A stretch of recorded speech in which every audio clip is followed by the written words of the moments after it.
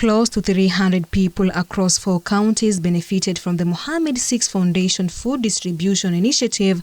The initiative, which coincides with the holy month of Ramadan, saw residents of Jeptullo Village in Vihiga County, Madeteni Muslim Community in Kilifi County, Mama Saadia Children's Home in Machakos County, Muslims Community of Somarre Village and non-Muslims Community of Bori Village in Moyale City in Marsabit County receive essential dry food items such as rice, flour, cooking oil, sugar and dates, among others.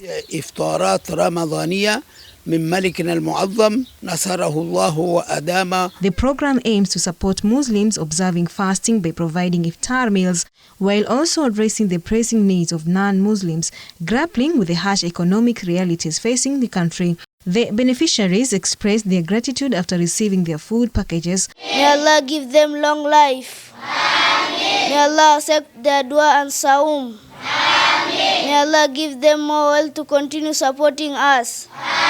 May Allah open all doors of khairat for them. Ameen. Ameen ya Rabbal Alameen.